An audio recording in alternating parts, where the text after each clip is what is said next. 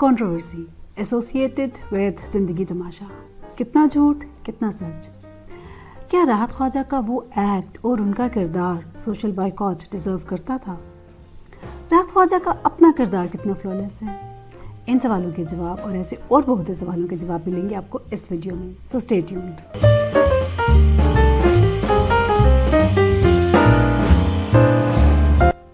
अस्सलाम वालेकुम, welcome to vibes. अपने इस YouTube चैनल में रिव्यूज़ की सीरीज़ में मैं आप लोगों के लिए कुछ media content, movies, dramas from all over the world लेके आया करूँगी और उसके कुछ सोशल मैसेजेस मैं आप लोगों के साथ शेयर किया करूँगी। इस मकसद के लिए पहली एपिसोड के लिए जो फिल्म मैंने चूज़ की है वो है एक पाकिस्तानी फ़िल्म ज़िंदगी तमाशा। ये फिल्म 2 अवार्ड जीत चुकी है, एक बुसान फिल्म फेस्टिवल और एक Asian film festival Los Angeles. Sarmad Khurshid की ये फिल्म एक रिजिड सोसाइटी को, double faced dual standard society को पोर्ट्रे करती है, जहाँ पे किसी के इंजॉयमेंट के बहुत ही ज़ाती छोटे से मोमेंट को रिडिक्यूल करते हुए वो सोसाइटी एक हीरो को कैसे ज़ीरो बना के रख देती है। A man who was well respected and much loved, he is rejected by the society and he is no more than a pariah for them. ये फिल्म घूमती है राहत ख्वाजा के गिर्द, who is the protagonist of the movie. He is a middle aged man, वो real estate agent हैं, वो बहुत ज़्यादा लविंग केयरिंग हस्बैंड भी हैं जो अपनी बेडरिडन वाइफ की देखभाल कर रहे हैं बहुत ज़्यादा इज्जत और प्यार के साथ। इसके अलावा राहत ख्वाजा एक नात ख्वां भी हैं और अपनी इसी कैरेक्टरिस्टिक की वजह से सोसाइटी में उनकी बहुत ज़्यादा इज्जत भी है। अब जैसा कि एक रिजिड सोसाइटी है, ये हर किरदार को एक मोल्ड में बंद करके रखती है और फिर वो उस किरदार को उस मोल्ड से निकलने की इजाज़त नहीं देती। इस सिनेरियो में जब राहत साहब से एक ऐसा एक्ट हो जाता है जो उनको दिए गए इस मोल्ड पे फिट नहीं बैठता, तो फिर ये सोसाइटी उनको रद्द कर देती है। ये सोसाइटी राहत साहब को ये इजाज़त नहीं देती कि वो कोई एफेमिनेट डांस मूव कर रहे हों, चाहे वो दोस्तों की छोटी सी ज़ाती नोयत की महफिल ही क्यों ना हो, क्योंकि वो नातिया अशार पढ़ते हैं। फिर ये सोसाइटी कैसे उनको अरश से उठा के फर्श पे पटक देती है, ये है इस फिल्म की कहानी। वो राहत साहब जिनको मजहबी मुजालस में बहुत ज़्यादा इज्जत से बुलाया जाता था, he is not allowed even to enter दो सेरेमोनियल्स एनीमोर। वो राहत साहब जिनको कि लोग अपने घरों की शादियों को बहुत प्यार से बुलाते थे, ही इज़ नॉट इन्वाइटेड एनीमोर। वो राहत साहब जिनके घर के पके हुए खानों का लोग मजहबी त्योहारों पर बहुत इज्जत से और शौक़ से इंतज़ार करते थे, they have refuse to accept that food from him. He is excommunicated, he is rejected and he is outcast. ये सब वो रद्द-ए-अमल है जो राहत साहब फेस कर रहे हैं मुआशरे की तरफ से। How was his own family reacting on it?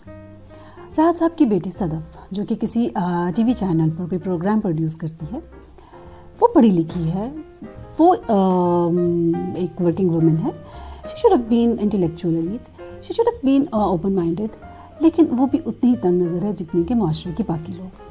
वो अपने प्रोग्राम में किसी मेल डांस परफॉर्मर को तो बुला लेगी as a celebrity, but he is not able to give any room to her own father. The portrayal of rigidity, dual standard and narrow mindedness. इस सब हेट्रेड और नेगेटिविटी के माहौल में कुछ किरदार ऐसे भी हैं जो कि थोड़े ओपन माइंडेड दिखाए गए हैं। उनमें से एक हैं राहत साहब के दामाद सदफ के शोहर, और दूसरा किरदार राहत साहब की बीवी हैं Farkhanda. These two characters are trying to minimize the negativity. Society के दोहरे मेयार की अक्कासी होती है एक और किरदार के ज़रिए भी, और वो किरदार है मौलवी साहब का किरदार। राहत साहब अपने दामाद के कन्विंस करने पे एक अपॉलॉजी रिकॉर्ड करवा रहे होते हैं to normalise all this situation, और वो ये अपॉलॉजी रिकॉर्ड करवाते हैं एक मौलवी साहब के सामने। अब दिस मौलवी साहब is continuously ridiculing him, belittling him and insulting him. राहत साहब कुछ देर तो इस सब चीज़ को बर्दाश्त करते हैं, लेकिन फिर जब उनकी बस हो जाती है तो फिर वो मौलवी साहब को उन्हीं के तबके की करप्शन का आईना दिखाते हैं। How this clergy class is using the money of charity for their own purposes. How this clergy class has criminal silence on the issues like the kids being sexually assaulted in madrasas. अब यही वो scene है जिसको कि blasphemy करार देकर एक नाम नहाद मजहबी तबके ने इस फिल्म को कंट्रोवर्शियल बना दिया। अब सवाल ये है कि क्या इस नाम नहाद मजहबी तबके की करप्शन को सामने लेके आना ब्लास्फेमी है, या फिर इस तबके को अनअकाउंटेबल, अनक्वेश्चनेबल और इस तबके को डिवाइन समझना ये ब्लास्फेमी है? इस सवाल का जवाब मैं आप लोगों पे छोड़ती हूँ। Now let's analyse the main character राहत साहब, who is facing lots of problems and sufferings because of the dual standard of the society. उनका अपना किरदार कैसा है? क्या वो flawless हैं? Actually, he belongs to the same society and to the same mentality. एक तरफ तो वो ट्रांसजेंडर की माली इमदाद कर रहे होते हैं और तो दूसरी तरफ वो उन्हीं को रिडिक्यूल भी कर रहे होते हैं क्योंकि वो पब्लिक सेंटिमेंट के अगेंस्ट नहीं जा सकते.